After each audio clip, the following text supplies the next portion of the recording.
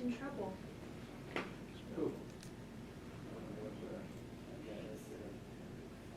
At least you knew he was talking to you, Matt. All right, so everybody just assumes. I'm not quite sure that's an accurate reflection. Still.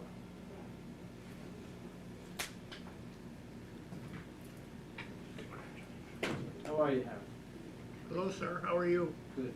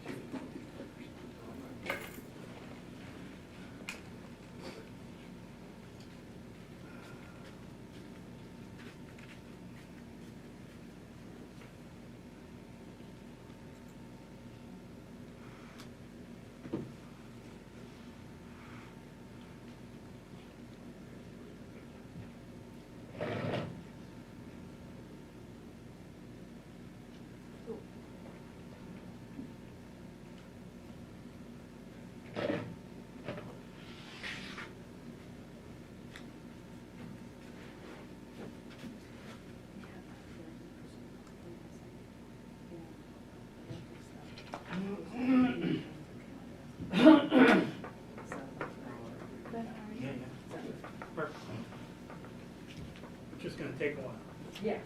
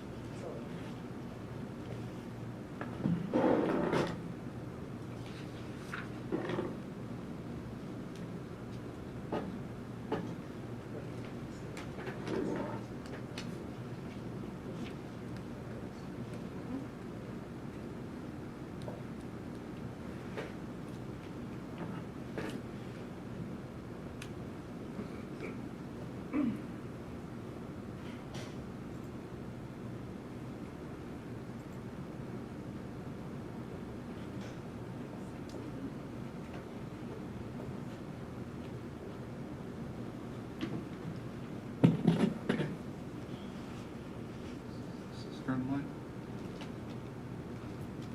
the line? Could everyone on the line identify themselves?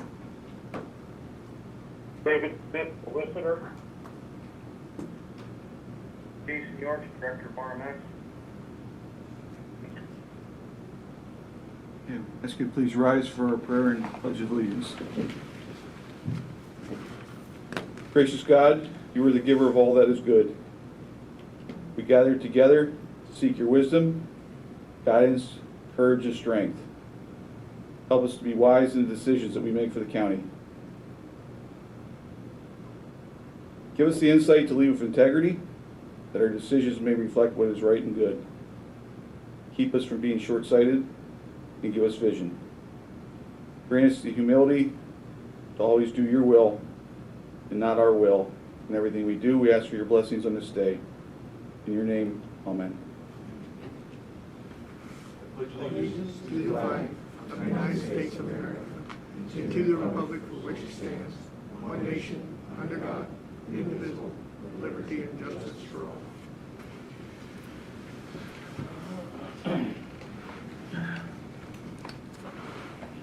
Morning, we'll convene our commissioners' meeting at this time. Public comment on any agenda items only.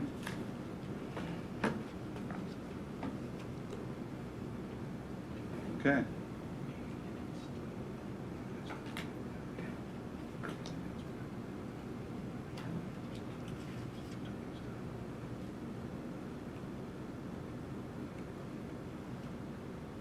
So that takes us to 2.0, action items. The first one up is 2.1, Shannon Rossman, approve amendment to zoning ordinance 2020-01, the hunting preserve use. Morning, Commissioners. Morning, Shannon. As we discussed on Tuesday,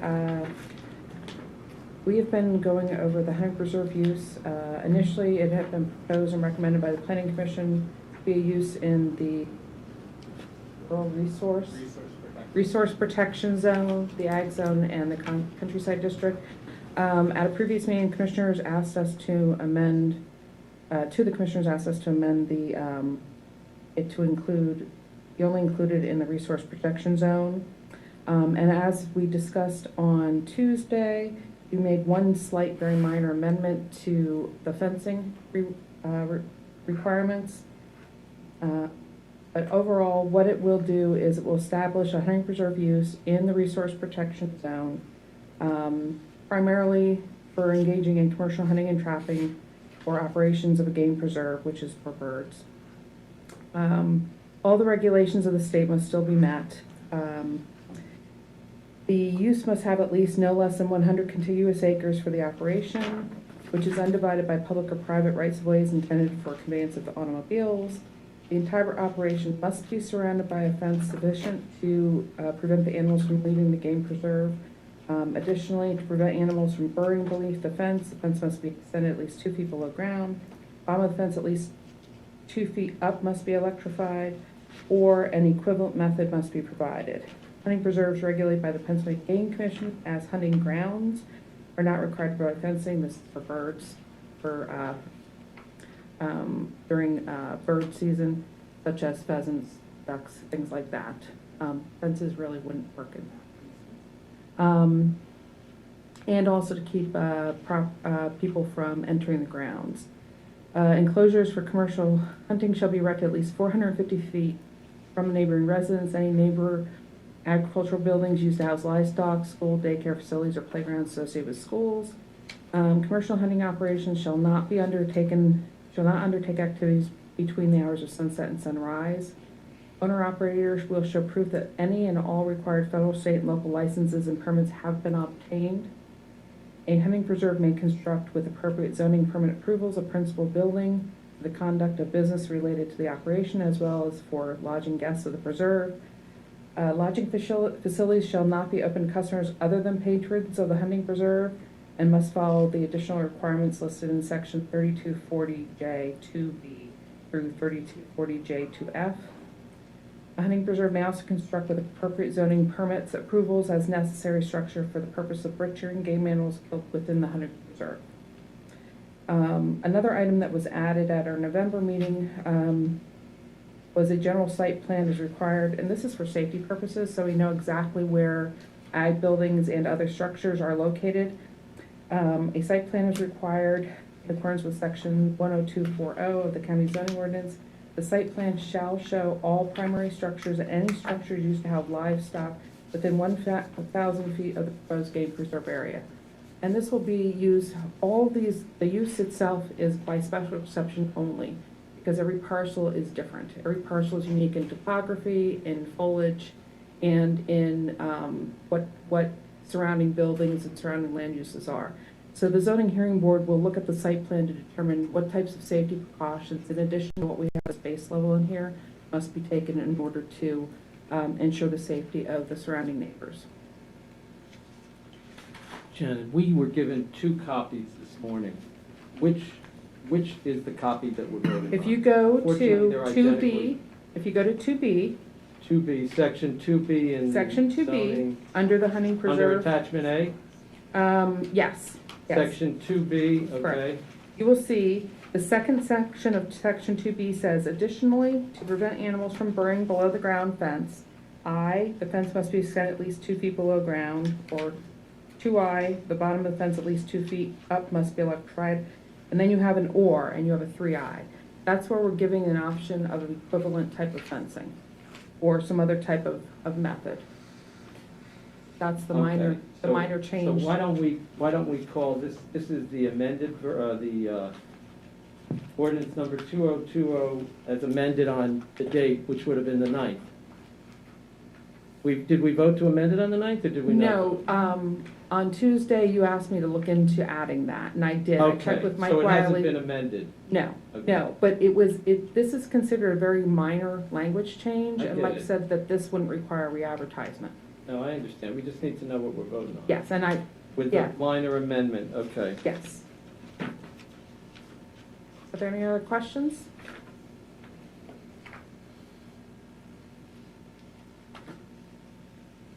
Any discussion?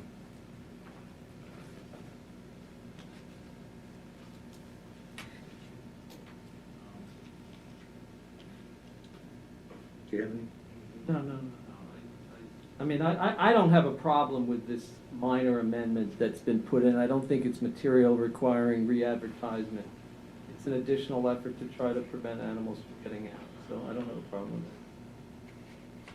it. Okay, so before I amend this, ask for amendment.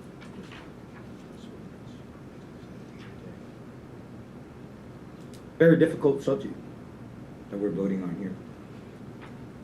And I want to start off by saying that I've researched the subject for the last couple of weeks.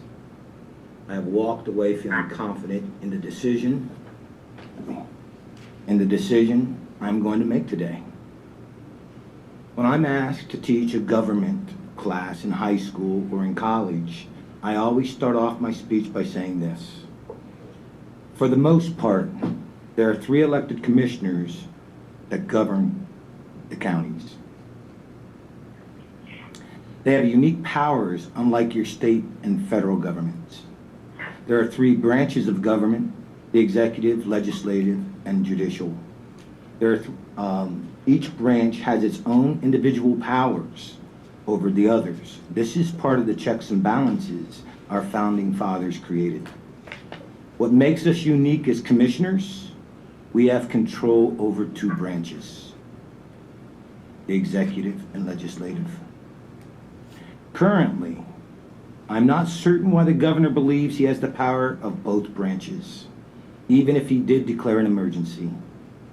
Even the majority of the people of the great state of Pennsylvania believe he is overstepping his powers, and that is why, thank God, the legislative branch has wrote a bill to end this overreach.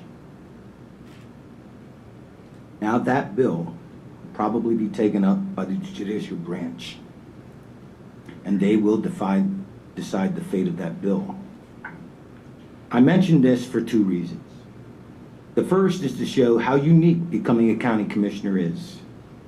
We can write an ordinance and only need 1 other commissioner to vote on our side for it.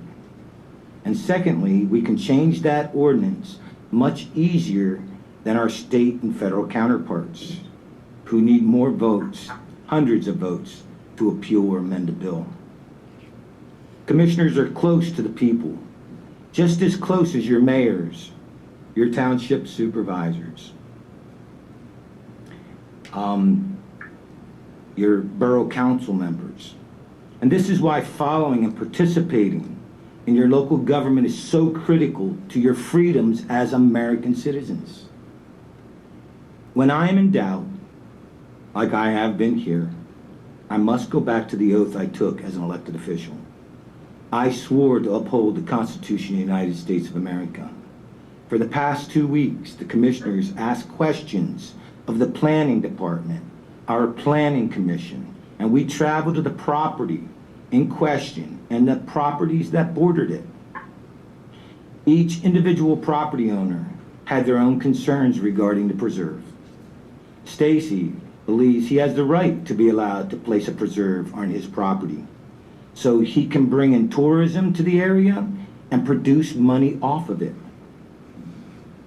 Bill, Ernie, Paul, and the other property owners believe they have the right to feel safe, breathe clean air, drink clean water. Now comes the confusing part. 3 of the first amendments of the Constitution deal with property and property rights. It was clearly one of the most important rights the Founding Fathers were concerned about while writing the Declaration, or while writing this document. While doing the research, I found a number of journals and organizations that wrote about property rights and how they were challenged and argued on both sides of the aisle. So, first of all, I would like everyone at some time to get the amendments to the Constitution and read them, particularly now and this time. Okay? Secondly, you can get online and research about anything you want. And the Cato book talks, or the Cato Handbook talks and mentions it quite often. But I just want to read a little bit from that journal. American founders understood clearly that private property is the foundation not only of prosperity, but of freedom. Thus, through the common law, state law, and the Constitution, they protected property rights, the rights of people to acquire, use, dispose of property freely. With the growth of the modern government, however, those rights have been seriously compromised. Unfortunately, the Supreme Court has yet to develop a principle, much less comprehensive theory of remedying these violations. That failure has led to the birth of the property rights movement in state after state. It is time now for Congress to step in, to correct the federal government's own violations, and to set out the standards that courts might notice as they adjudicate complaints about state violations.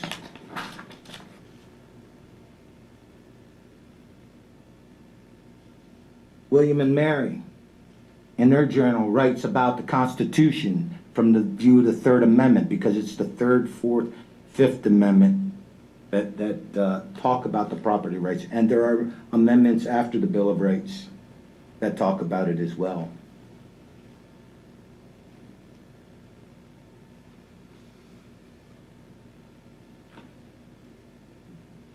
Property rights in the economics. Resources can be owned by and hence be the property of individuals, associations, collectives, or governments. Property rights can be viewed as an attribute of an economic good. This attribute has 4 broad components and is often referred to as the bundle of rights. The right to use the good, the right to earn income from the good, the right to transfer the good to others, alter it, abandon it, or destroy it, the right to ownership sensation, right to enforce property rights.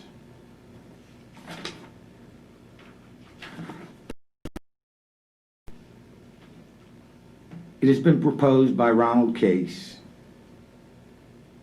that clearly defining and assigning property rights would resolve environmental problems by internalizing external and relying on incentives of private owners to conserve resources for the future. That common law nuisance and tort law allows adjacent property holders to seek compensation when individual actions diminish the air and water quality of the adjacent landowners.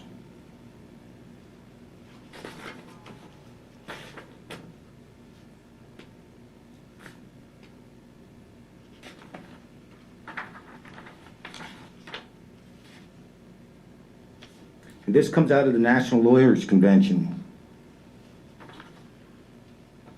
And it addresses the constitutional property. And it talks about the disreputable field for a couple of generations after the New Deal. Today, however, the field is one of the most controversial fields in constitutional law. And what even made it tougher was back in 2005 when a decision by the Supreme Court of Justices of the United States ruled on a decision called the Kelo versus New London law, where it actually gave, to me, it was one of the worst and most horrific changes in the Constitution I've ever seen, even to this day. That it gave the right for a government entity of eminent domain to take a private owner's property and give it to another private owner. That's a slippery slope that we walk down. This is something that people should be willing to die for. So I'm telling you that even the federal justices don't get it right at times. That's how difficult decisions like this are made. What's important about this one, though, it talks about zoning and similar actions. It is now well established that states and municipalities have the police power to zone land for designated uses. Zoning authority gained judicial recognition early in the 20th century. Initially, an analogy was drawn to public nuisance laws so that the states and their municipal subdivisions could declare that specific businesses, although not nuisances per se, were nuisances in fact and in law in particular circumstances and in particular localities. So they talk about your zoning, okay? And that's the safeguard that I believe we as commissioners must take into consideration, okay? You know, I seek the opinions of many people when I'm troubled by a decision that I have to make. And all three commissioners thought about this very hard. And I'm here to ask both of my colleagues to approve a motion I'm going to make on this amendment today. You know, early in the morning I get up and I talk to a few of my friends who I feel, you know, are very good consultants for me because they have a wide view of different, you know, topics and knowledge on different things. What they said to me about this was stop agonizing about it. They said, you have it right. That Stacy, and that's Stacy Fry, whose property is in question, it is his property.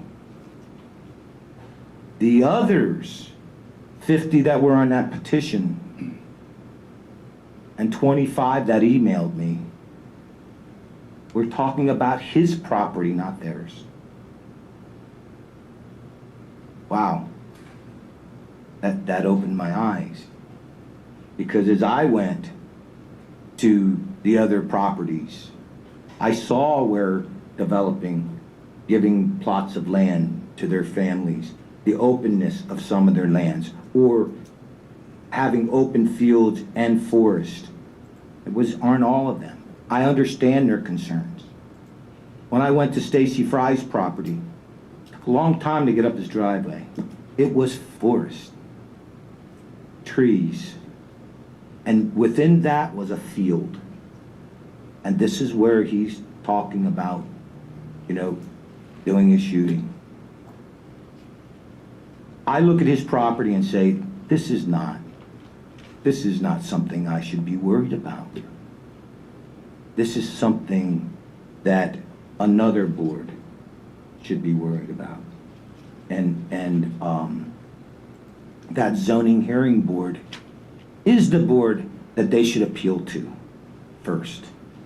And if they don't like that, then they still have another recourse, the judicial system. We should only be creating the zones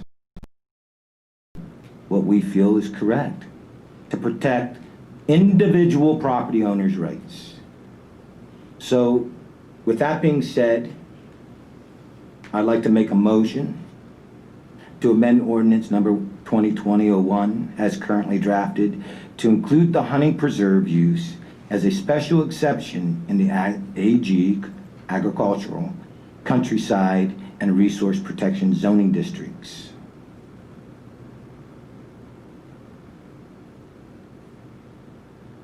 This amendment would require amending Table 3120 and any other part of the ordinance to reflect adding the hunting preserve as a special exception use in the ag, countryside zoning districts and in addition to the resource protection zoning district.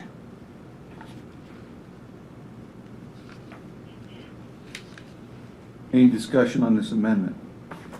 So, Mr. Solicitor, I know that we're under time constraints because once we file to take action on the hunting preserve in the ordinance, I'm sorry, in the land use ordinance, we triggered certain events.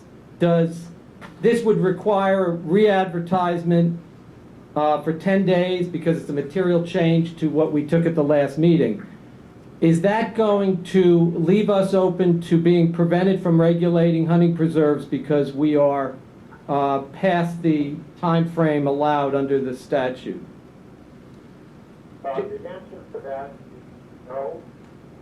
There was a pending ordinance which is now being amended, but the pending ordinance put sort of a stopping of the clock, if you will, on your legal requirements in terms of timing.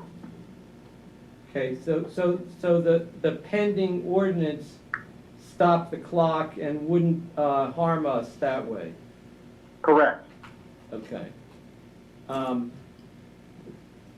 You're also correct, Commissioner, that this would have to be re-advertised with the minimum 10 days.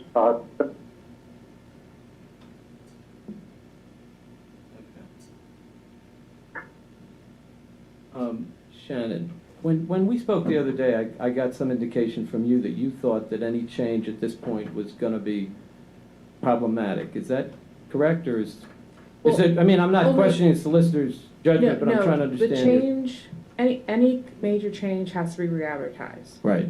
So just like we advertised this for the 10 days before anything could be done with it, because it was a major change from the initial recommended version. And that was voted down, the initial recommended, so we have to go back and make another advertisement so that you could then vote on that, if this is what you choose to do. Okay. So we just have to advertise it, because everybody has the right to comment then. So if I understand the amendment correctly, you're asking to basically go back to what the Planning Commission recommended, to have the hunting preserve in all three of the recommended resource protection, countryside, and agriculture. You're asking to revert to the prior. I'm asking to amend this as she presented it today to all three. Right. Well, right, okay, because you want that minor amendment about the fencing in it. Right, okay. So, but you're basically asking to revert to what the original Basic thing was. Okay.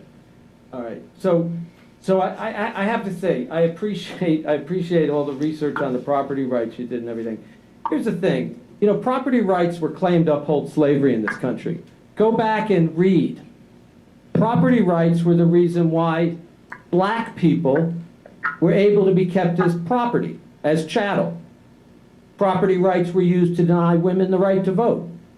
Property rights were used to deny white people who didn't own property the right to vote. So when I hear arguments about property rights, I'm always a little skeptical, because there's also something called community rights. And that's what I think we heard from the people who came here. We heard not only from the ones who came, but the 25 and the others who signed petitions, that they invested, and I don't mean financially invested. They did that too by building houses, by planting trees, by tending to crops, by making sure there were no drugs sold in their community, by making sure they volunteered at the PTA and they volunteered at the Little League. They invested in their community for a quality of life. That is a right that I believe people have some ability to depend on. Because at the end of the day, we come, we go as elected officials. If people can't even depend on the quality of life in their community maintaining the way they chose to build it, I think it's a sad day. I think it's a sad day. I agree with you. That case in Connecticut was a terrible, terrible case. And I submit to you, if we revert to the amendment, we'd be doing the same thing here today. What that case did is it bowed to the powerful economic interests that wanted that area and just took it from private property owners. Here, we're not taking any land from Mr. Stacy.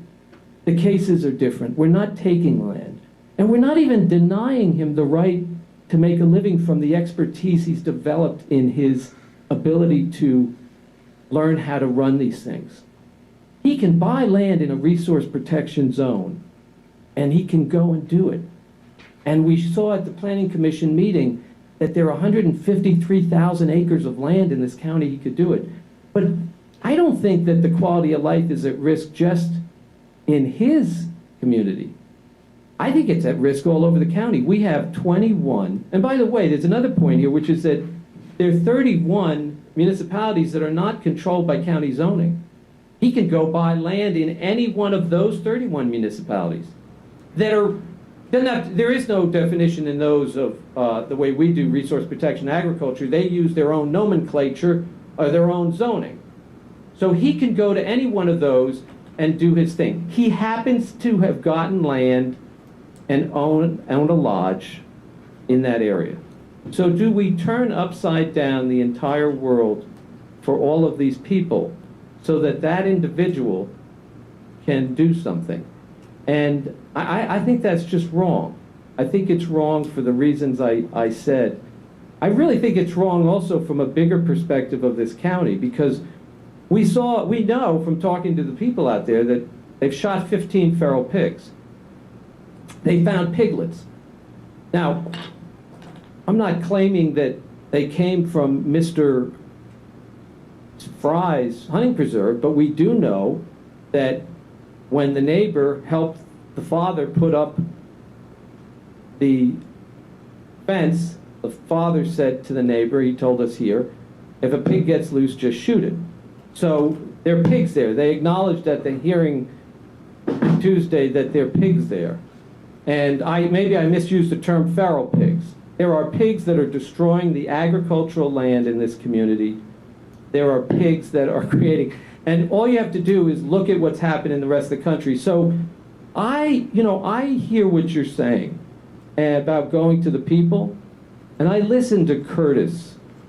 I listen to Curtis, who's a farmer who really is torn, because on the one hand he wants to allow this, but he's also educating us. He says, Mr. Maravito, if those pigs proliferate here, and then we get a problem in Pennsdale, Hughesville, and then it starts to spread wider and wider, it won't just be a Lycoming County problem. It'll be a Sullivan County, a Tioga County. So, Commissioner, I have a couple I'm not comments. finished, Mr. Oh, I'm Chairman. sorry, I thought you finished. No. So my question is, why would we want to do that? Why would we want to do that? And I appreciate the ability to protect someone's rights, but I think that what we're doing is we're taking rights away from people, and we looked at the document, and this is what to me is very powerful in this whole discussion, is that 30 years ago when these people signed on to it, they got a written document that said they could anticipate hunting preserves in a resource protection district. Right there, so no one can claim that they weren't on notice. The other two are completely opposite. The agricultural one says, keep it as agriculture. Do not do other things in it because the highest and best use of this land is agriculture. And then the countryside, in the very first 5 words, it says, permit residential development at densities that are consistent with maintenance without severe environmental constraints. We saw pictures while the land we went to the first time was beautiful. Nothing had been done on it. They hadn't released any animals. We saw pictures of the devastation of the environment. Now look, that's his land. If he wants to destroy it, that's his business. The problem is that in the process of doing that, he's also, we heard about the runoff, about the erosion. I think that this wouldn't be a good choice for us. And I think you said it yourself, Commissioner, and I'm going to ask you respectfully to consider withdrawing your amendment. I think you said it yourself, that it was here in black and white. And I think you had it right. Mr. Chairman, I'm sorry, you wanted to say. No, it's okay. I wasn't aware that you weren't finished. So you made a statement that it's okay for Mr. Fry to go buy land someplace else. So that means it's okay in one part of the county and it's not okay in another part of the county. No, I mean under the resource protection. According to what your statement is. Yeah. Okay. Number 2, Mr. Fry made it very clear the other day that his hogs are European hogs and they're tagged. Every one of those hogs that were shot did not have a tag on it. So they're not his hogs. They didn't come from there. I also spoke with that farmer. Mr. Fry did what the neighborly thing to do is to come down and help try to fix the erosion. What I see this continually evolving into, every time we have a meeting on this, it's about Mr. Fry and his property. It isn't about Mr. Fry and his property. Okay, that's what's highlighting this. And it shouldn't be about Mr. Fry and his property. It's about what's allowed in these 3 areas as a county as a whole. That's our responsibility. We have to enact something because there's 5 preserves right now in the county that have no guidelines. So it's our responsibility to put something in as a whole for the county to regulate this. So whether that's in the farmland, the agricultural land, the resource management, or the countryside. That's our responsibility in our area as a whole. Not talking about Mr. Fry and his property and isolating that this is the reason why we're making the decision. We're narrowing it down. We're having that short-sightedness that I talked about in my prayer. Having the vision that we do this as a county as a whole and making it the ordinance. We had, like I stated before, I don't want to see this affect anybody's property owner. I spoke about how this affected my old homestead. My dad built a house 1950. Beautiful neighborhood, it's still a great neighborhood. We sold the house in 2000 after both my parents were gone. Okay, they changed the ordinance. They went from R1 to R2 without talking to any of the neighbors. They just came in and they built a huge 2 buildings nursing home. Now I heard people say, well, it's a nursing home, it's not a hunting preserve. It changes the quality of that neighborhood. We're up on a hill that views the city. 3/4 of that building, or those 2 buildings, blocked the scenic view of those homes looking out over the city. The only ones that didn't block was the people who were down in front that still had a view of the city because it's up that high. So it blocked. They're looking at 2 gray monstrosities forever. And there's increased traffic with 2 homes. There's all kinds of, it changed the culture of the neighborhood. But what was important, and this is the key here, zoning then came in and worked with the neighbors. They made it more attractive. So The owner said, okay, we can put a bank here with beautiful rose gardens, so you're looking at the rose gardens, not looking at the gray monstrosity above it. So they worked with them. I believe that is what zoning's about. They regulate it. They say you can't shoot this way. You have shooting zones. You can have so many hunts per year. You can have this, you can have that. That's what zoning does. That's their responsibility. We've had 3 entities vet this, and I mean, they vetted it excessively. And that's the Planning Commission, the Planning Department, and the township supervisors, who those people elect. So they should be talking to those township supervisors directly and saying, listen, if you want me to support you, then you need to hear me loud and clear. We heard from all that. We heard from all those people. Now it's our responsibility to do the vision, the whole, and those 3 or 2 or 1 of those guidelines, and that zoning do their job. If zoning wasn't there, then it'd be an issue. But zoning's there. They're the ones that make the final call on what goes in there specifically. So I'm tired of specifically talking about a specific, and listen, nobody wants certain things in the neighborhood. That's the way, unfortunately, things change. Things change.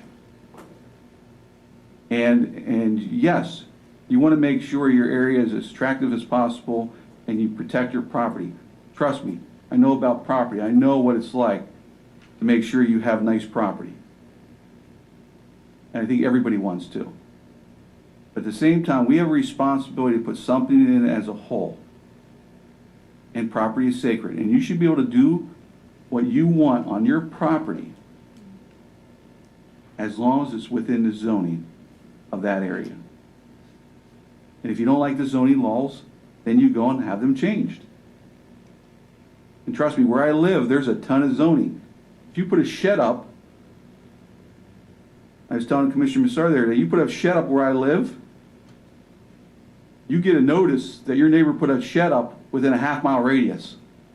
Not the next door neighbor, within a half-mile radius. And if you don't like that, you come and oppose it at the zoning board hearing. Now, let me make a couple comments. If I had a case in front of the U.S. Supreme Court, I'd want you to argue the case. Because you are very passionate and knowledgeable. You take the time and effort to do your job. Basically, that's what we're trying to do our job. And you are very compelling in your arguments, and I agree.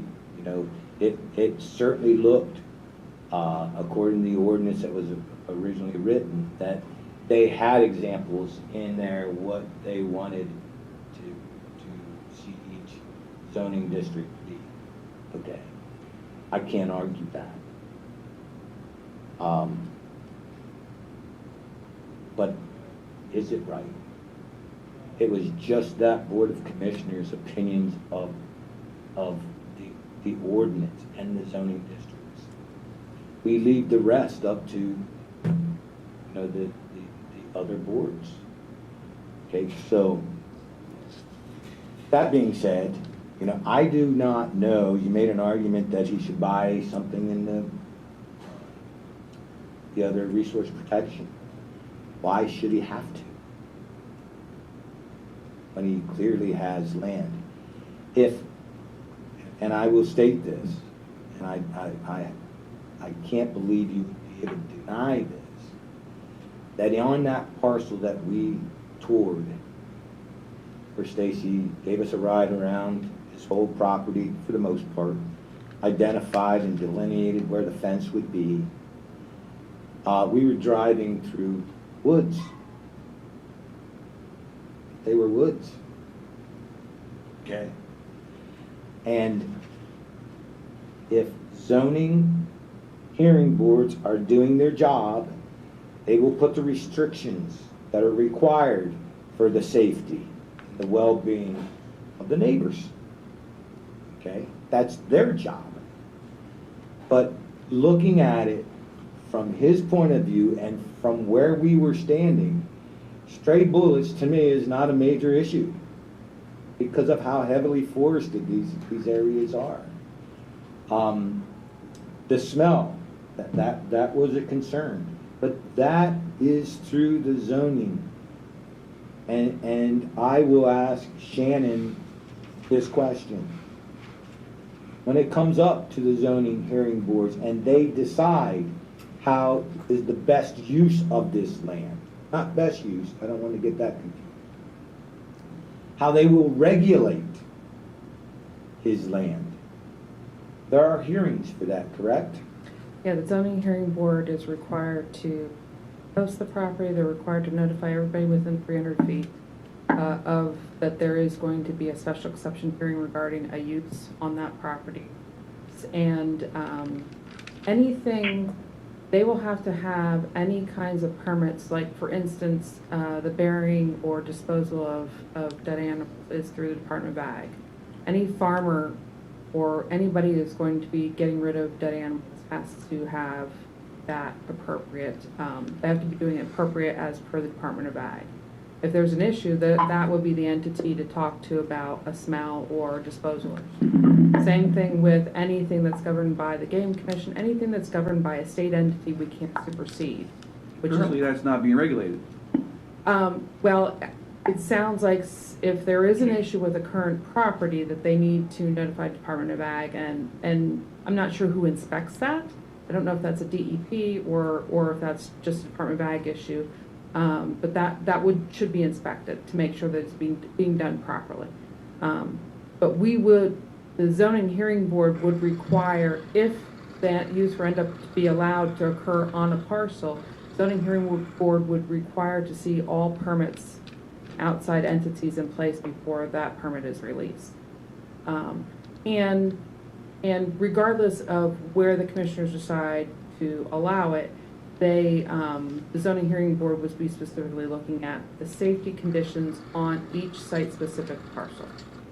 You know, and I mentioned that because not too long ago, it was a while ago, we had burning bans, right? And man, I was upset when they said, you can't burn anymore. But it was each individual municipality that implemented those. It was those jurisdictions and those entities that decided local ones, decided how or what they were going to do. You know, so the burning bans went through, okay? There are still people that burn, but in their municipality, they're allowed to. And, you know, we talk about the Constitution as being a living document, and obviously with all the arguments about everything, the Constitution, it is. I think the commissioners have to be up in the 30,000 foot range and then let the locals maintain the control of how to use it. How's it used? You know, I don't know, I have no proof that 15 pigs were shot. That's hearsay. I'm assuming that they were, but I don't know. You know, but what I do know is that from my perspective, after doing the due diligence that we all did, I don't see this as being a safety issue. So I just want to, you know, I think that both of you have raised the issue of vision. Commissioner Metzger, you talked about vision for the county. You just said the 30,000 foot. I think that is precisely why we should be keeping this only in resource protection, because it isn't about just one individual. It's about the fact that countryside and agriculture permeates our county, is literally all over the county. So we could take what is a very beautiful county with lots of ag and countryside, where we're trying, by the way, we're talking about trying to get people to come from the cities to live here, to invest here. I want to paint a picture for you. 25 of these spring up around the county. Out-of-state company comes in and buys up all 25 of them. And all of a sudden, what was once a beautiful community is a community that's got smell, feral, animals running loose, damage done. That to me is a vision part of this. That when we want to maintain vision, and that's why the commissioners, I think, did this 30 years ago. They had the wisdom to say, let's keep a vision of this county the way it is. And if you don't think something like that could happen, visit some of the communities in this country, whether it's New Jersey, where chemical plants have gone up, and you smell the chemical plants from all over. And so I think that the vision issue is one that is right on. I just want to make one comment. When I listened to the constituents who came, it wasn't Mr. Fry who said they're European hogs, it was his employee. The employee also made an allegation that possibly Mr. Whelan shot the deer. Mr. Whelan came to the hearing and he denied that he'd ever shot an animal on their land. Okay? So this isn't a court of law, but at a certain point, you got to ask yourselves about credibility. Okay? So I just think that we need to keep in mind the things that you both are trying to achieve. And that the best way to achieve that vision is by keeping things resource protection. So you could argue that for the Indians, when the white people came. You know, they were going to destroy our land. Now, I do have to ask Shannon this. In resource protection, would there be property owners in resource protection that could give the same argument that these owners in the countryside are giving? That in my backyard, my house is right here.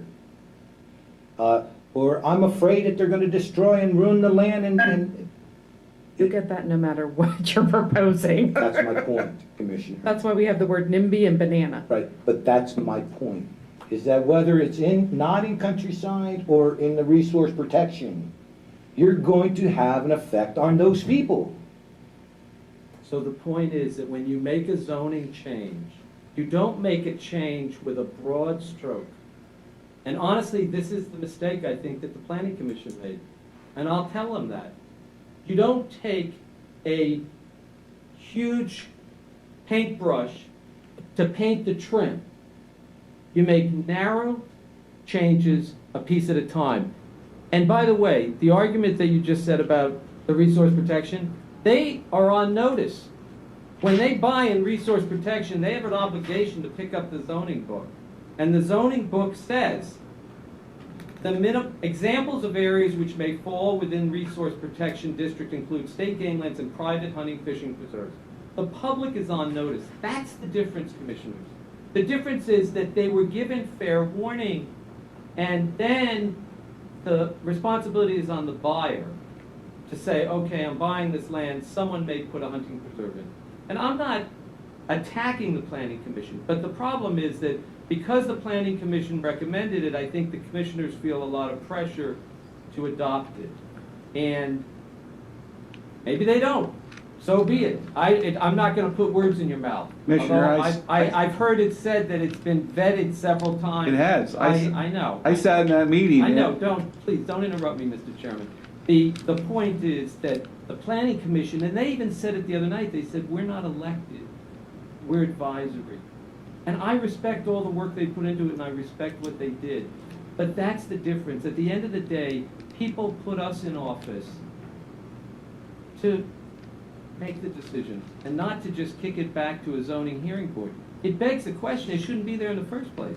And then, by the way, as Shannon said, if you live further than 300 feet away, you're not going to get notice of that hearing. Because it's only properties that are within 300 feet That we have to post. that you have to post. We will be also advertising and stuff like that, too. Right. I Of get course, that. yeah, but I get yeah. that. I get that. But the point is that it's not a legal obligation. So, look, I think your minds are made up. I'm not sure there's any chance, there's any, anything else we're going to say on it. We've made all the arguments, but whatever, if you want to keep discussing it, I'm happy to. You finished? Yeah, I am. Thanks. Okay. Yep. So back to the Planning Commission, I'll just state that I think they got it right. I sat in that meeting. A lot of those Planning Commission members own land that covers many of these areas. And they discussed the pros and cons. And they vented it, not just one meeting, but a couple. And I think they were right on with this. This isn't about, again, one property. It's about the whole pie. And there was one commission member that voted against it. One. It was an 8-1 vote. And like I stated, many of those commission members have land in these areas, and they hunt on those areas, on their own land. And they had questions about the countryside, and they stated from their past experiences. And it all went back to zoning. So you may tell them that they got it wrong. I'll tell them I believe they got it right. And I believe that the Planning Commission got it right. And I believe the township got it right. And if they didn't, they would have heard from the people in that area or the other areas. Or the other areas. Well, the unfortunate part is that no one from the Planning Commission went out and talked to the neighbors. When we set up a site visit, one Planning Commission member, who actually wasn't on the board when it was voted on, one Planning Commissioner showed up at the site visit. I realize it was last minute. I realize these folks are busy. And I'm not blaming them. They are not the elected officials. I have no beef with what they did. My point is that our job is to almost look at it from a new, fresh perspective. Yes, we take into account the experience and so forth. But my gosh, you know what I find ironic about this is yesterday we had a conversation about this nursing home. And I was told by both commissioners they couldn't do this because 15 people have told them they shouldn't be doing this. They've heard from 15 people that they shouldn't be doing it. Today we've got 95 people. And by the way, those are the only ones who understand what's going on. See, the folks in countryside who live on the other end of the county don't understand what's coming to visit them in the future. The folks who live in agriculture in the northern and southern parts of the county don't understand what's going to come visit them in the future. The ones who are controlled by county zoning. But 95 people stepped up to the plate. Many of them came to the meeting. I haven't had anybody come to a public meeting and tell me don't spend money getting people out of a nursing home where they're dying. No one's come to a public meeting telling me not to do that. And yet my colleagues, the majority, say, we can't do it because 15 people tell us not to do it on Facebook. Yet 95 people show up and take time and come and talk to us. Gentlemen, I think that's something at some point we're going to have to think about. What are the implications of that? And what does it mean about what we're really doing here? Commissioner, you can do this, all the fear mongering you want. Okay, what if it comes to your neighborhood, you can do it, you know, we can hear those thoughts. Okay, we have a responsibility to make a decision today. There's an amendment on the floor, we're gonna vote on it, and you can cast your vote the way you choose.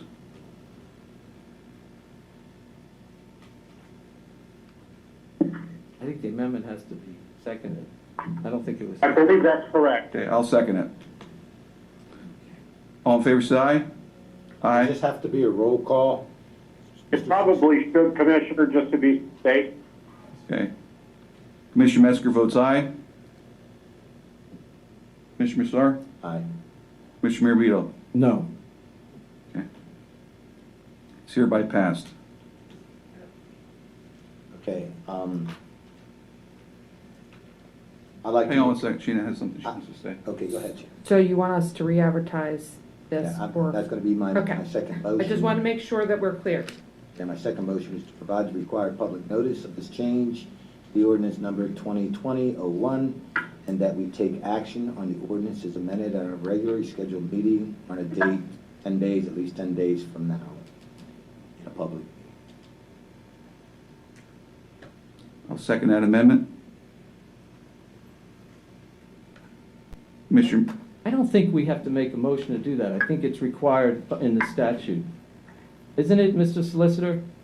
It is, but it can't hurt to Okay. authorize the expenditure, sir. Okay, I will support voting on that in 10 days. okay, Commissioner Metzger votes yes. Commissioner Massar, your vote. Aye. Commissioner Mirabito, your vote. Yes. Okay, that carries 3-0. That'll be advertised? Yeah, we'll take Vote it on? outside. Okay. We'll check with Eileen on the date. Okay, thank you very much. Thank you, I'm off to see my nephew. Okay, And thank you Thank for, you. for everything you've done. thank you. By the way, do we have a date yet for that? Is that, I meant to ask Shannon before she left. She said She she'll set said it she'll up. get with me about that. Yeah. She's gonna. Okay, I want to make sure that as soon as we know that date, we get the public know. And anyone who's interested, Shannon, as soon as we know that date, we should get that date out Yeah, so we'll- that people who, at least want to come, if they want to come, if they don't want to come. Commissioner, that'll be part of the advertising. We'll do the Yeah. advertisement, but we also put the, what is being proposed on our website. And we also notify all the municipalities that are in the partnership of what's being proposed. And we'll also send it to anybody who's requested information on it. Okay. But I We think will what I'm forward trying to it- say is yeah. we should let people know as Yes. soon as And possible. we'll forward it to you so you can forward the advertisement to anybody that you know also. Yeah, thank you. Thank you. 2.2, Jason York's, increase of a change of order. Good morning, Commissioners. Morning, Jason. Before you, Commissioners, for approval is change order number 3 for our Field 12 construction. This is in the amount of $38,134.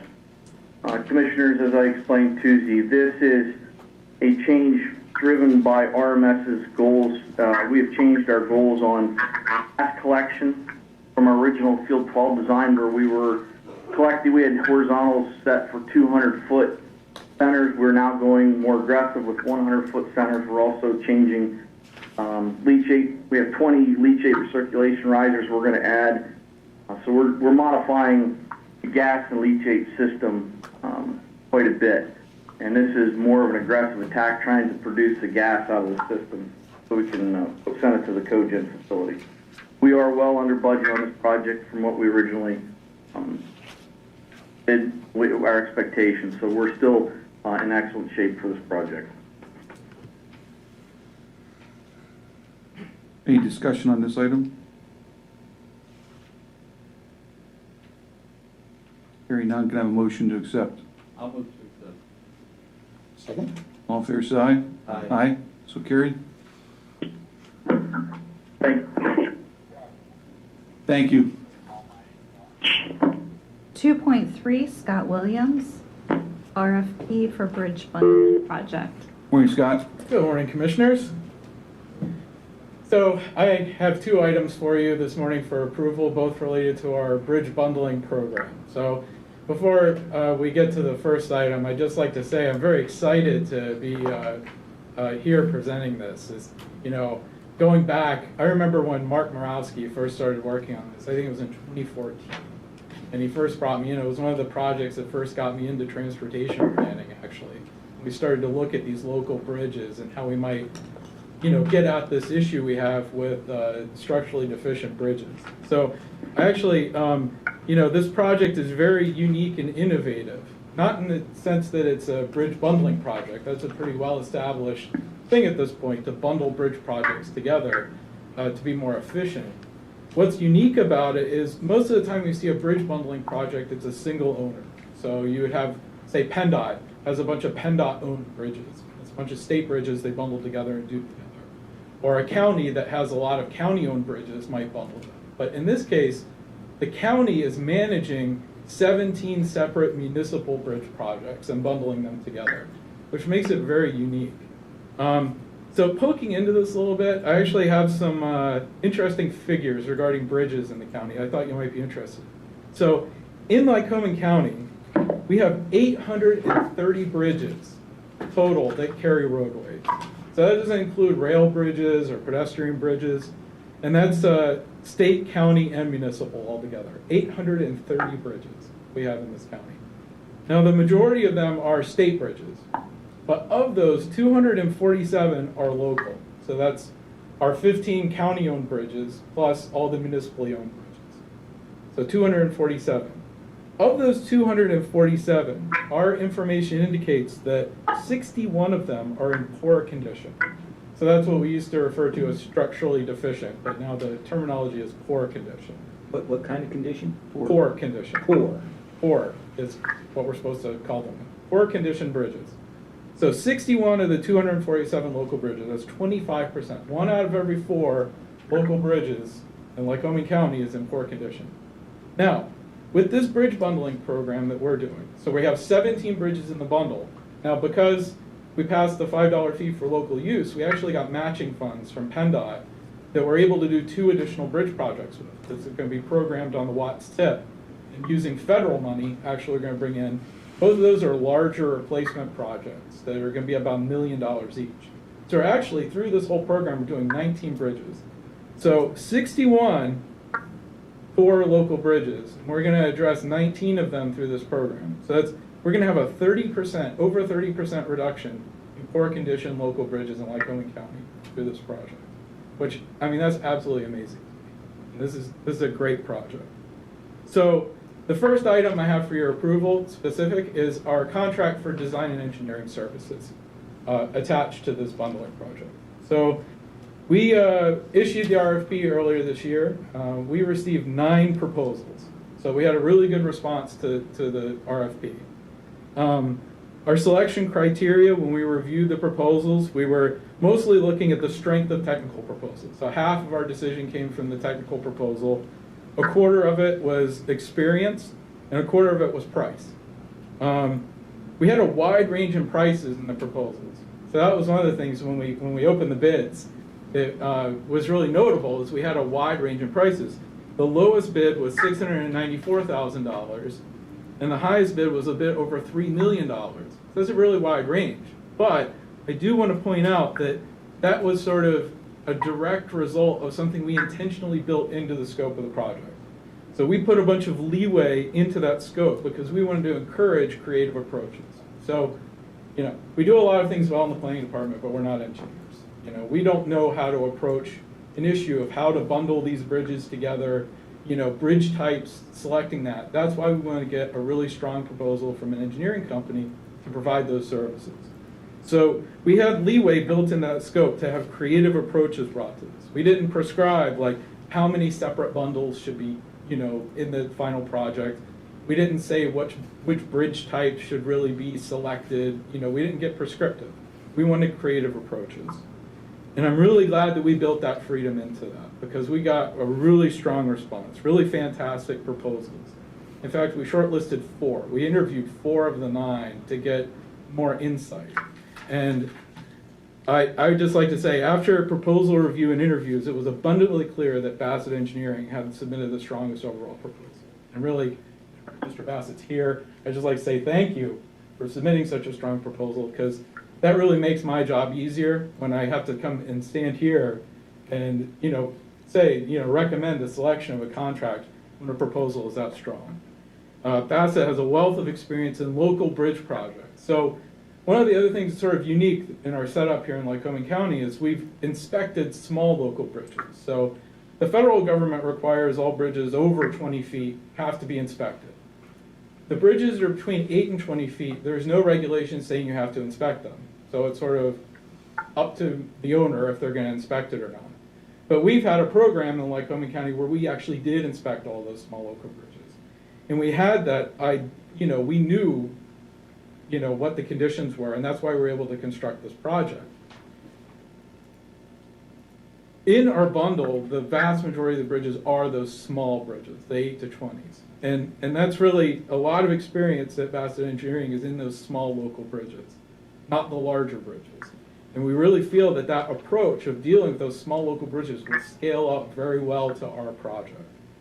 The proposal also that we got from Bassett Engineering showed a really thorough understanding of our intent for this project.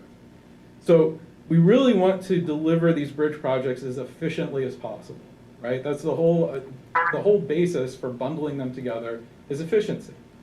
But we also want to remain very sensitive to the needs of the owners because we're managing the project at the county, but we're not the actual bridge owner. So after we repair or replace these bridges, the municipalities are going to take over ownership. So whatever bridge type that we select, whatever we do to that bridge, they're then going to have to be responsible for the maintenance.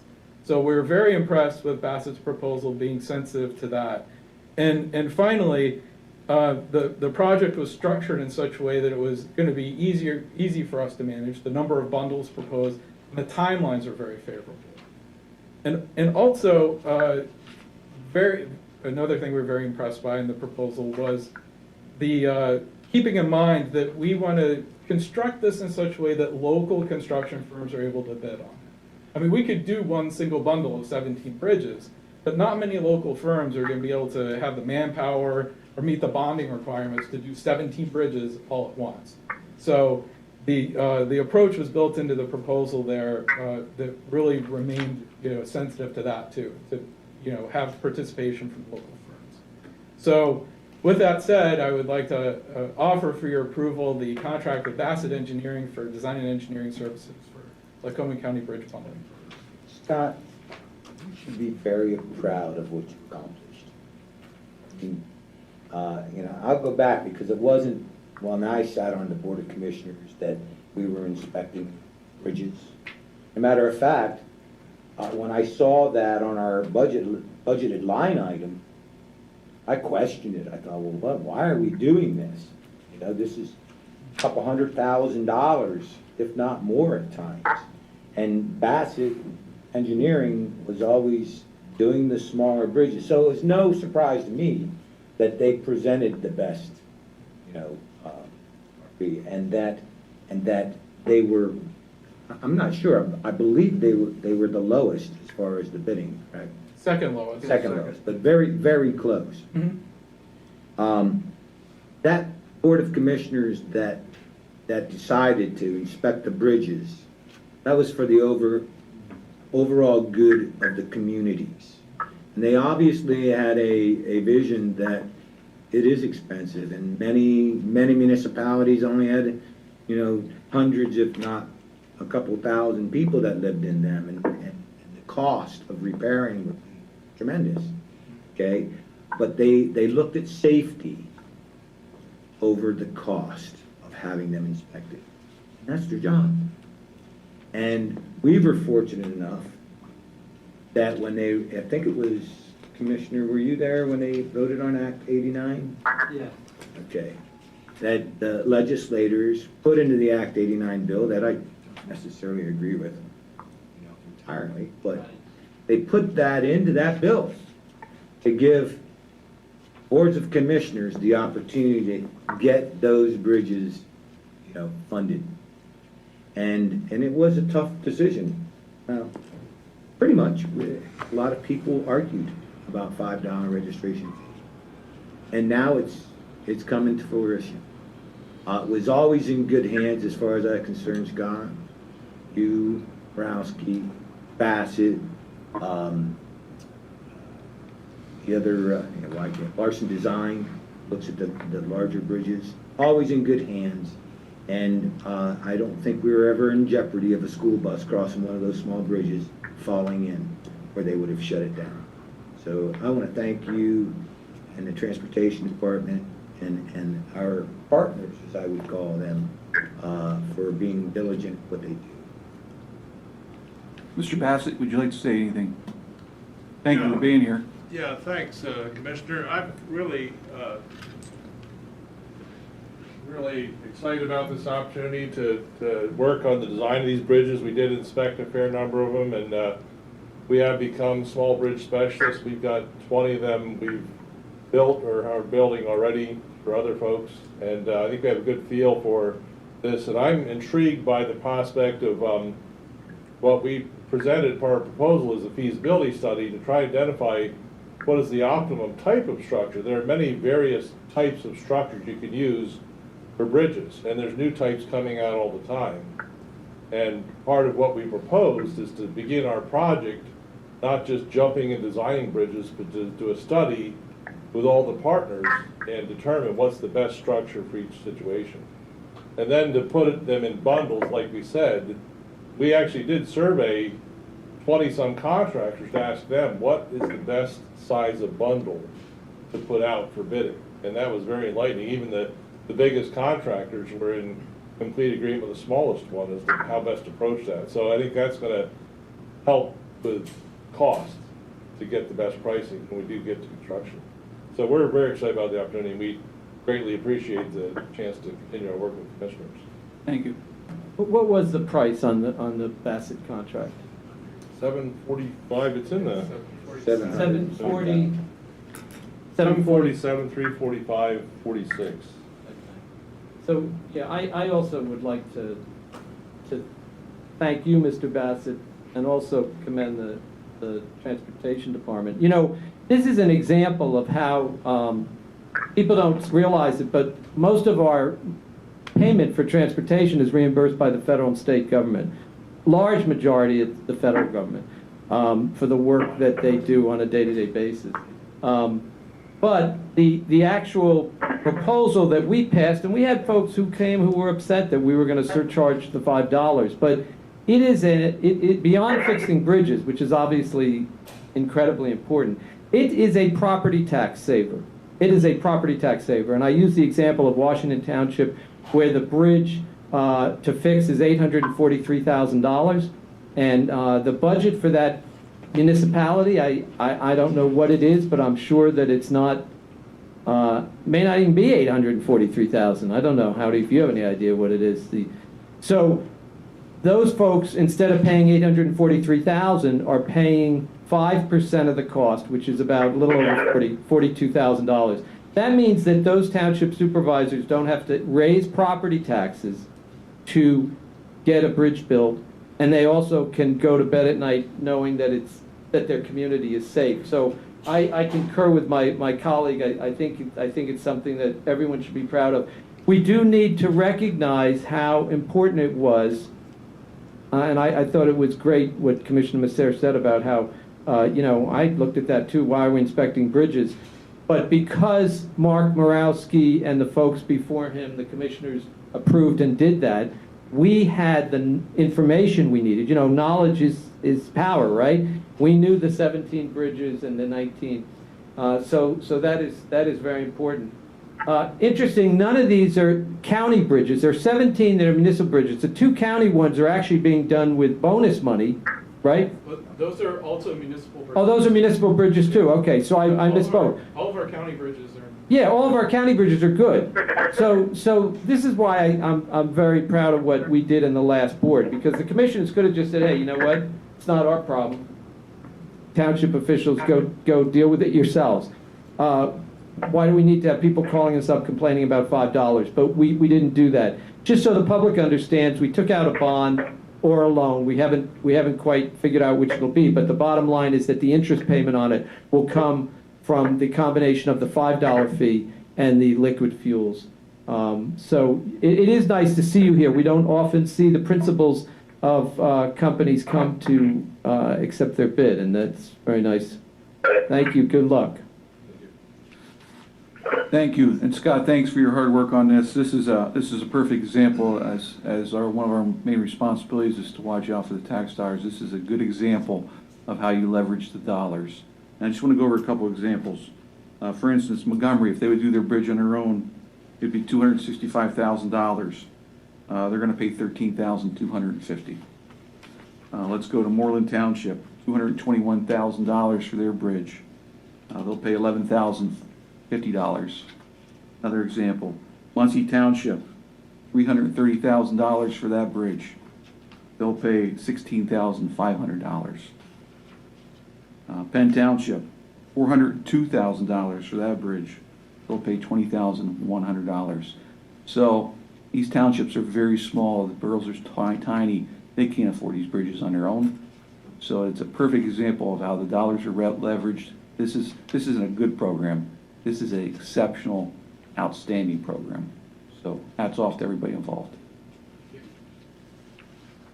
I have a motion to accept it. I'll move to accept the. I'll second. All in favor, say aye. Aye. Aye. So carried. Thank you. Are these separate to, Yeah. okay, 2.4? So the second item related to bridge bundling for your approval are the 17 separate agreements that we have with the municipal bridge owners that lay out the they actually permit us to manage the project on their behalf and lays out the terms as Commissioner Metzger just said, what the dollar amounts are for their local share are. So that's the second item I have for your approval. And you mentioned that Lycoming County did inspect their small bridges. And I'll just add that I believe it was the only county in the state that inspected small. So I think there might be one other county that does it now, but so, when I was giving the numbers earlier about numbers of bridges, I wanted to give comparisons of other, statewide, but I was unable to give you that apples to apples comparison because nowhere else has those numbers on poor condition bridges, 8 to 20. I could compare our county to everybody else's 20-foot and over bridges, but we just don't know what the conditions are in other places, but we do. So that it is a fantastic opportunity for us to actually, have that data and that information that we can act on. And Scott, yesterday when we had our meeting, I expressed a concern about the flood gauges on the bridges. Yes. And just to make sure that they're working and I know they're not totally our responsibility. They could be PennDOT's, but just to make sure they're working, because there's been a lot of residents have contacted me about that and say some of them aren't working. They actually stop by, the high waters are coming up, they actually stop and look at them. Right. And so just to make sure that those are in place. Yes. Thank you. I have a motion to accept the agreement. I'll second that. All in favor, say aye. Aye. Aye, so carried. Thank you, Commissioner. Thank you, Scott. Commissioner comment? Just to go back to comment Commissioner Marabito had said earlier about the nursing homes, or nursing home, I should say. I have received numerous phone calls. They're not Facebook contacts either. They're actual phone calls with names and concerns. I've talked to 3 family members of residents that are actually in the home. I said, first of all, tell me, would you move your family member if you had the opportunity to? And would you move them from a taxpayer's point of view? But first of all, as a family member, would you move them? All 3 said no. I prefer to leave them there. I've talked to people who've worked in the facility, retired people who worked in the facility. They've made suggestions. The place is about half occupied right now. Why don't they move them to the one side of the building, clean the building, move them back to the other side of the building and do it like that? That's been suggested. This is a private home. It's not a county-run home. It's a private home. I'm sure those suggestions have been made. And as we had a comment from 2 people from community the other day, and they felt that the commissioners weren't doing their due diligence. We spoke to Garth Everett's, reached out to the Department of Health, and as expressed to the one lady the other day who spoke, and I appreciated her comments, they need to reach out to the Department of Health. The Department of Health regulates that building and work with Manor Care to do what's right. The state is sitting on monies that are designated for this cause. And the commissioners have no say over what that monies are. So the frustrations need to be vented at the state and the Department of Health, who has direct regulation over them. Every person I've talked to who has called me, and there's been 15 or more, I stopped writing down names. They were not in favor of this. One gentleman who's 93 said, I paid for my own mother $6,000 a month to care for her in a home. And I don't think taxpayers' dollars should go to taking care of their responsibility of a private home. That was his view. Retired nurse from there said, do not move them. A person who dealt with that facility every year, who had respect for that facility and had suggestions on making some corrections. Also said, don't move them. I've asked numerous times if there's someone that wants to be moved from that facility to please call us. A relative to call us. I have not heard one call in favor of moving my relative out of that facility. Not one has reached my ears on my phone line.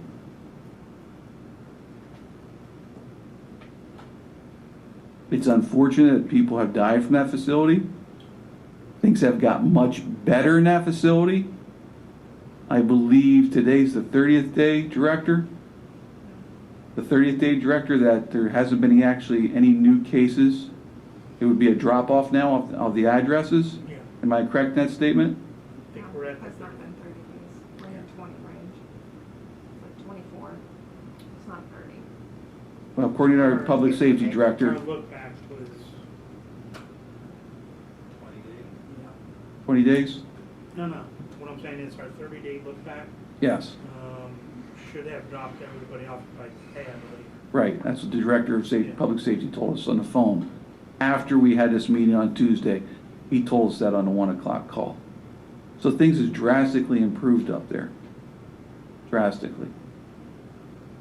So that's good news. That's what we want. That's what everybody wants. So it isn't a dire emergency like it was 2 months ago. It is improving, and it sounds like Manor Care is doing what they need to do to make sure that things improve. But like I stated the other day, this is the Department of Health, and they have the monies. And it's unfortunate. Not only are they sitting on those monies, there's other state monies that are supposed to be dispersed to the counties that haven't been dispersed yet. The CARES Act money. And it's a complete mess right now down in Harrisburg. A complete mess. And we have two people running the show that are just shooting from the hip. It's like watching a cartoon of Yosemite Sam and a sidekick. And it's insane. And I talked about that the other day with, what color we're going to go to next, and we don't know what color, maybe we'll have a lottery. And yesterday, the governor says, when the question was asked, who do you listen to when all kinds of mixed messages are being sent out of Harrisburg? And his direct quote was, me. No, it's not me. This Board of Commissioners isn't me. The House isn't me. The Senate isn't me. And the day that somebody thinks it's me, they need to get out of that office because they're abusing it. They're abusing it. Work together and get the things resolved. And Pennsylvania is being laughed at by the rest of the country. Illinois, New York, New Jersey, California are mockeries. Their cities are getting burnt to the ground in riots.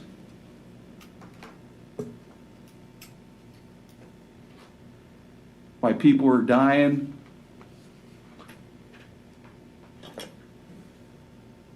Do as I say, not as I do. That's what's coming out of the governor right now and the Department of Health. And it's very disappointing. So I would say those phone calls, anyone watching this, and it gets to the press, call the governor's office. I watched the one senator last night. He goes over every day to the governor's office. He hasn't been in his office in 3 months. Hasn't been there in 3 months. That's not somebody who wants to work with you.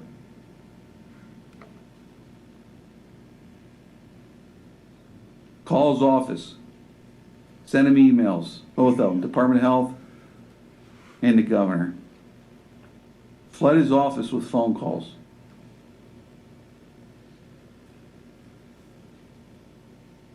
And tell them to release monies so that the people that need them can be helped. He put out a big press release, $225 million of CARES Act being sent to the people. Where? Hasn't been released. Made a big press release about it. Our director's on the phone yesterday trying to figure out how it's going to get released. And they don't know how, because they're not being given guidelines. So the monies are supposed to come to Lycoming County, because they have no direction from the state.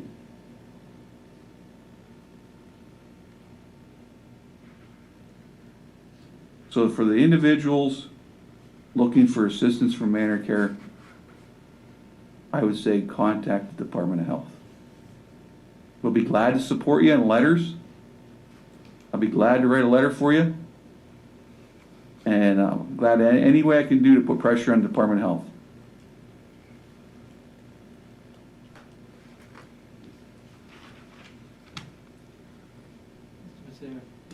No, I read Ann Rainier, she's a journalist who started on the Pulse.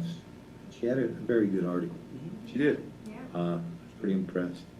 And I thanked her for that article. And, you know, this is a very difficult, so difficult to decide. It's not us deciding what to do, it's, we support many projects, okay? Sometimes they're not welcome, our support's not welcome, you know, and other times, you know, when we supported, whether it be the golf course or the bridge bundling or whatever it is, sometimes there, you know, you have opposition to those. And I've had opposition, but that's not why I decided, you know, we didn't have to decide anything, it's never come in front of the board yet. You know, not to act, okay, because I did not hear anything, as what Commissioner Metzger said, I didn't have that public cry to come get my people, okay, out of there. I don't really believe that it's our authority to do so, but would I spend taxpayers' money or Act 13 money or money to do it? I believe I would, okay, but you have to do it for a reason. Yeah. And I'm going go off track now on that. You know, I'm very proud for the past 9 years to represent Lycoming County. I'm not proud because it's just me. I'm very proud of the people that we work with. The law enforcement, the elected officials, the judges, the LEA, the planning commission, our transportation people. If you saw the amount of effort and collaboration that's used throughout this county, you would be so very impressed and be proud that you live here as well. You know, when we look at the collaboration between the Sheriff's Department and the U.S. Marshals or the FBI's, we have technology that we're using because of that collaboration that we otherwise would not be able to afford to keep our people safe. We have those relationships with state authorities down in Harrisburg where they ask, there sits the sheriff. The sheriff was the president of what? Your association. Yes, sir. As well as almost every row officer wasn't a president of their association. That means a lot. That means you're forward looking.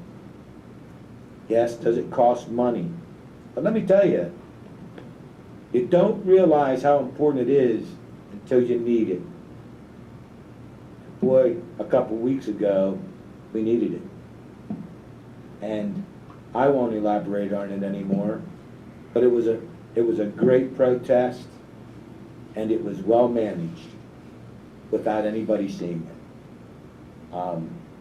These are examples of what makes Lycoming County a great county to live in, and why I'm very proud to be sitting here, with this board of commissioners. I want to address my comments to the public here because I think there's a lot of misunderstanding about this proposal. And unfortunately, some of it is I'll take responsibility for even putting a number out there of $250,000 because it's confused people, and to the extent that I've talked about it, I'll take responsibility for not being clear. This is not a wholesale evacuation of the nursing home. That is not what is being proposed here. This is not moving patients who don't want to be moved. That is not what's being proposed here. This is allowing people who have a legal right to get their care outside of an institution find the economic means and the process to exercise that right. So if I say you have a Second Amendment right, but I don't allow you to ever get a license to carry, I haven't really done much to let you exercise your Second Amendment right. These folks have a right to get care outside the home. But to do that, they need the knowledge, and they're going to need, in the case of people who have severe disabilities, who might have dementia, but who have family members who want them to get care outside the home, they're going to need help. That's what this is about. It's about helping the most vulnerable people in our county at a time of crisis when people are dying. Plain and simple. And what was great about the On the Pulse article was that Ann gave voice to people who had their last moments, you should read that article, their last moments with family members, some inside the home and some, actually I don't even know if anyone was inside the home, they were all outside the home. So let's just dial it back a little and try to understand, because I had a 93-year-old woman, you spoke to the 93-year-old man, woman who raised a similar issue, and she said, well, fortunately she's not in a home, and she said that, why would we pay to take care? Manor Care should do that. And I explained to her that we're not paying to take care of people. That's all determined by federal law, whether you're on Medicare, Medicaid, or a private pay insurance. All those questions are already answered, and they're decided. The question that we're trying to grapple with is, how do we get people who are in an institutional setting, in a congregate care group living situation where the virus spreads, how do we get them to an individual setting? That's what we did with the prison. This Board of Commissioners, in consultation with the sheriff, the courts, the warden, and everyone else, we made a conscious decision to try to get as many people out of this prison as we could, and we continue to make a conscious decision to try not to have to get them in. Now, obviously, if somebody breaks a law to the extent that they are a threat to the safety of people, they're going to be in the prison. So people listening to this shouldn't think that it's a carte blanche, a free ticket. But the point is, we made a conscious effort to get them out. At the state level and the federal level, they made a conscious decision to get kids out of schools. That's a congregate setting, it's a group setting, because the virus would spread like wildfire and they would bring it home. And they were not worried about the kids. They were worried about the older adults. They were worried about the grandparents. So what we're trying to do here is we're trying to say, look, it may be only 2 people, but you know what? If it's 2 people who say they want to leave, and the moving thing about Ann's article was that the woman called up the daughter and said, please, take me home. Now that was actually before the lockdown began. It was back in March. So that's what we're trying to grapple with. And look, we spend money on all sorts of things. We have discussions going on about whether we should spend $250,000 to help our local business community. $200,000 of it in grants, $50,000 in loans. Right? That's going to be either Act 13 or it's going to be general taxpayer money. Some people would say, guess what? I don't have a private business, but I work for a living, I'm an employee. If someone, all the days as an employee when I had to make sure I was at the hospital at 6 o'clock in the morning, my friends who had private businesses got to go in whenever they want. Well, that's the risk, and that's the reward. You get to set your own schedule, but guess what? When a crisis comes, and I'm not talking about the pandemic, but when a business cycle comes and your business is down, you may lose money. That employee may still be going to work. That's the difference between being a worker and being an owner of a business, an owner of capital. Okay? The owner of capital takes risks. The worker has to take risks too.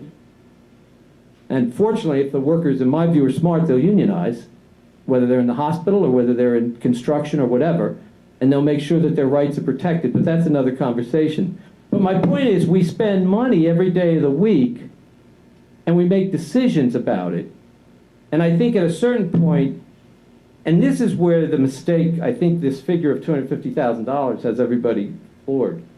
Right now, all this group of citizens needs to help these people enforce their rights is the willingness of the county to say, we're gonna extend the money for the skilled care.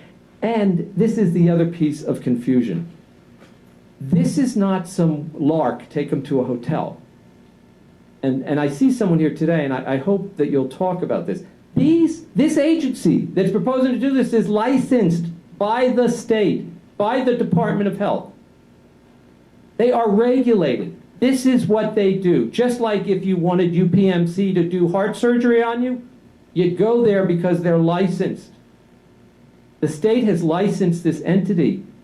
All over the state, these entities help people transition. By the way, for the public, it's a third of the cost.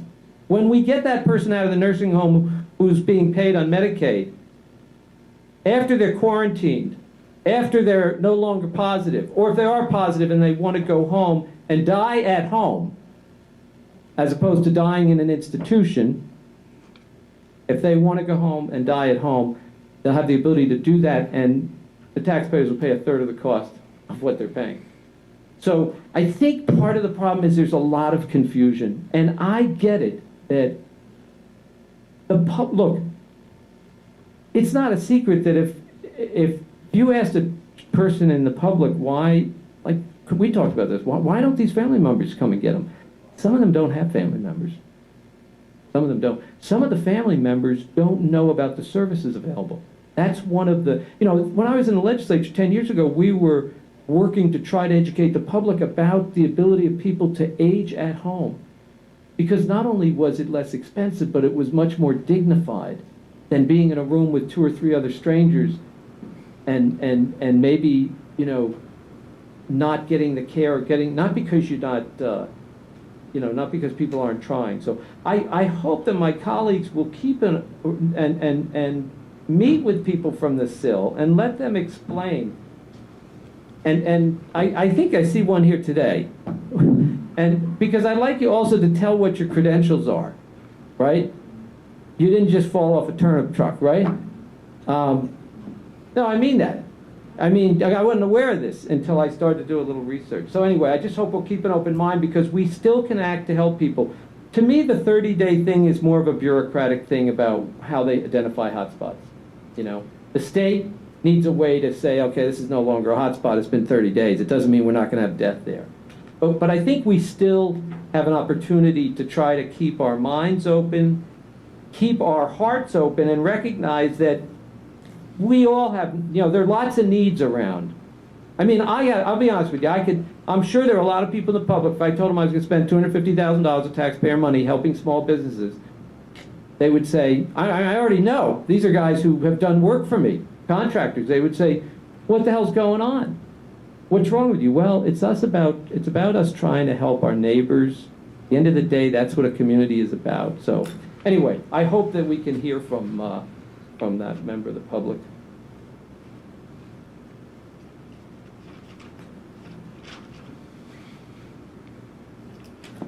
Are you ready for public comment?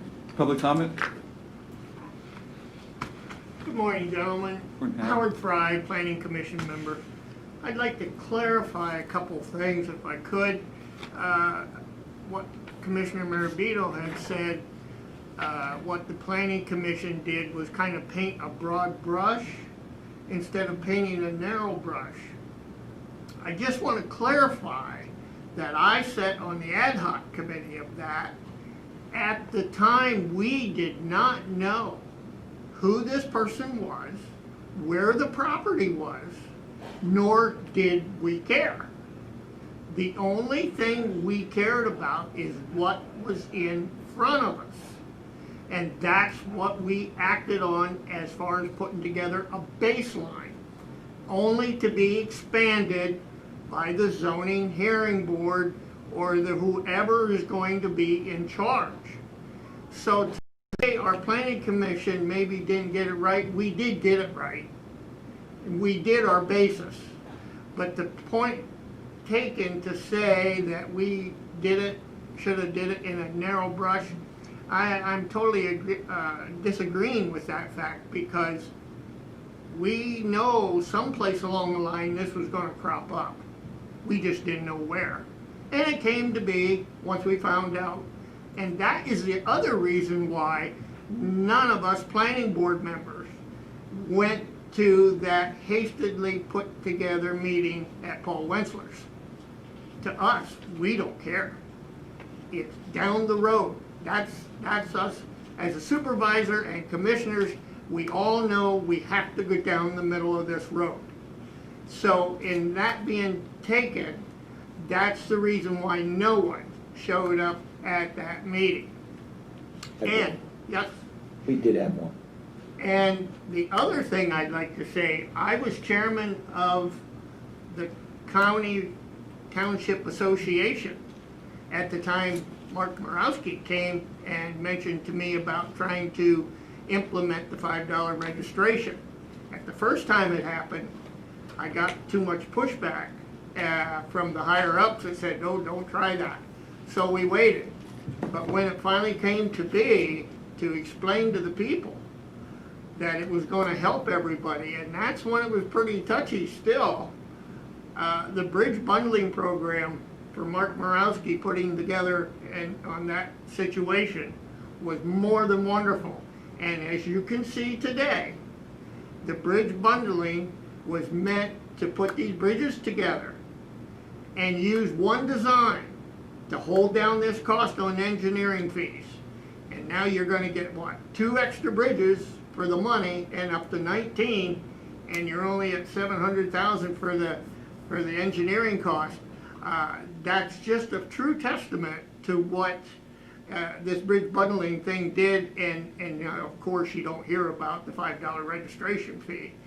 And one of the last things I want to say is, on the hunting preserve, the smell isn't the problem. Come to my township up there in the last week and smell the manure they're spreading on the ground from the pig barns. That's more than what will ever be at a hunting preserve, I can tell you that. And deer and animals die every day in the natural preserve or natural woods and this and that. So we're not even going there. And my last comment, sir, I would like you, I don't know if you got my email yesterday. Our residents are complaining loudly about recycling bins back at Coken House.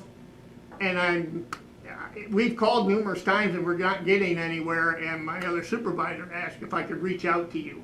I plan on talking to Jason today about that, because I had somebody reach out from our township to me last night, and he has actually a plan what he's going to do with those, and I think it's time now that he needs to get that out to the Yeah, public. we really appreciate it. We're Yeah. getting these people really complaining. Yeah. So anything you could do there, I Yeah. appreciate it. But I'll thank be you for your addressed- time. I'll be addressed today. Thank you very Okay, much. thank you. Howdy. Thank you for your service, both as a supervisor, and we've worked together on issues of EMS and so forth. Let me ask them, how much do you think the engineering would have cost if you guys didn't bundle it, just the engineering portion? Oh, it would have been 50,000 Yeah. for them small bridges Right. in our township. Luckily, they're still owned by the state. So we only have one bridge, or Yeah. 2 bridges, and the gas company put the one in because they did some bad things. And so they bought a bridge for us.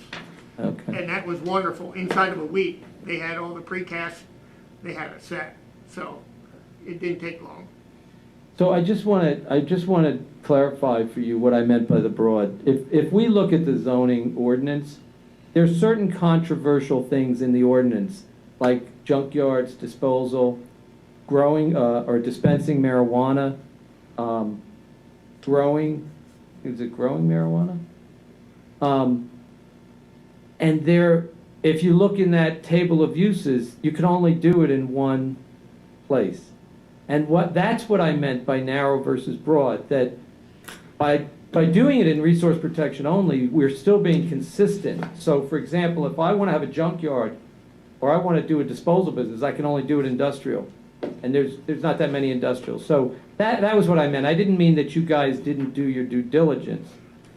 I meant that I think that the way to satisfy with a controversial zoning change 30 years after is to do it narrowly, and then if we need more, expand it. Okay, So, I that's why I just wanted you to understand where I'm coming I from. wasn't quite on the same Yeah. page as you, Yeah. evidently, and I missed that, but from what I was hearing, I was saying, but we didn't know who the applicant was, nor did we care. No, absolutely. I know that. That's immaterial. Okay. Thanks. Thank you. Yep. Any other public comment? State your name for the record, please. Jody Bainey, Center for Independent Living. Morning. Morning. So my first request, Commissioners, is to have a sit-down meeting with me. I am requesting that because I feel like as Commissioners, you can help support the residents of Lycoming County. And I think there are many opportunities that we can use from this for here and in the future. So as we know, we are currently in this pandemic. We don't know what next month will be, or the fall will be. If it's a flu pandemic, a disaster is a disaster.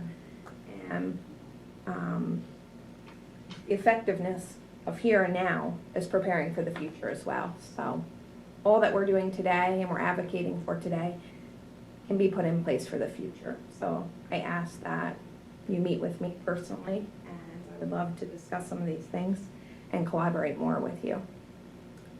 Also, as Rick said, I come to you with a very diverse background. I worked in corrections for many, many years. I worked with other county commissioners hand in hand for years. I come from a skilled nursing background, home health, pediatrics. I've worked in very different populations, and now for the SIL as well. So I just ask that you take that into consideration. As I come to you with a wealth of knowledge and hope to problem solve and prevent the situation that's happened at Manor Care from happening in the future. We are fortunate that this is one home in our county. At Lackawanna, Luzerne, other counties aren't that fortunate. And I know that you said you think we're on the mend. We don't know that. We can't state that for 100% certainty that a week from now we could be in a different situation. So I would rather us have a game plan and not need it, like Rick said. If nobody wants out, nobody wants out. It's not going to be any harm to you guys or any harm to us. It's us giving them the right and the choice. I know that you go back as well as Governor Wolf. It's his responsibility. It's the Department of Health. It is. You're absolutely right. I'm not here saying that it is. But as you are aware, he drug his feet for going green. The money hasn't hit our counties. We're not going to have any better luck. Or we haven't, because we have done all the same things as coming to you. We have gone to them with no luck. That's why we're here today on a county level. Is it the taxpayers' responsibility? No. But do we have an ethical obligation to help somebody? If you're walking down the street today and that building is on fire in there, are you going to stand there and watch it burn if somebody needs your help, or are you going to potentially go in and try to save them? I would hope that you're potentially going to go in and save them. Even if it's one person that you save, that one life is worth it. So thank you. Thank you. Jody, can I ask some, what is like, when you say you worked in pediatrics, what is your degree in? Nursing. Now, can you speak to the microphone? Yes, Did- nursing. Okay, and what, do you have an associate's or what do you? Bachelor's degree. You have a and bachelor's degree? Currently, about less than a year away from my master's degree. And- Psychiatric mental health nurse practitioner with a focus on education. Okay, and what do you also teach, or? Yes. What do you- Teach for Penn College in their nursing program. I also work for a local home health agency as well. Okay, so where did you work in corrections? Clinton County Correctional Facility. What'd you do there? I ran the medical department as a health service administrator. For how long? I worked there total 5 years. Okay. All right, so the reason I'm asking you these things is because you told me, and I think it's important for the public to understand that it's not like someone just came off the street and said to us, hey, let's move everybody to a hotel. I mean, you have an understanding of congregate care, you have an understanding, having run the prison medical system for 5 years, of the problems of disease spreading through group situations. And you obviously have some understanding of being a nurse and other things of the medical, not only of the medical requirements, but of the responsibilities. You don't go just moving people with conditions, unless you've got all your papers signed and et cetera. So, okay. And why I was here, I had got another outreach call from a resident, I have the voicemail, from Williamsport Hospital, who was transferred from Jersey Shore Manor Care to Williamsport Hospital. Williamsport Hospital is now faced in a dilemma. We have a resident who the resident doesn't want to go back to Manor Care, nor does the family. They don't want any institutional care. And unfortunately, this gentleman isn't going to live. He is now on palliative care, but he wants the dignity of going home to die.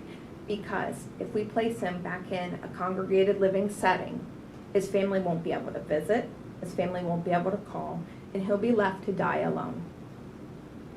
So your agency has authority from the state to help move the So person. we are going. You're going to move the person Absolutely. from Absolutely. UPMC To home. to Whatever home. You're going to it's- arrange all the nursing care for his final days, whether it's Absolutely. skilled It's the nursing right care. thing to do. Right. It's the ethical thing to do. But my point is, it's also the legal thing. You have the legal Absolutely. authority to do it from the state. Absolutely. Yeah. Yes. Jody, what do you do over at the SIL? Director of programs. Okay, thank you.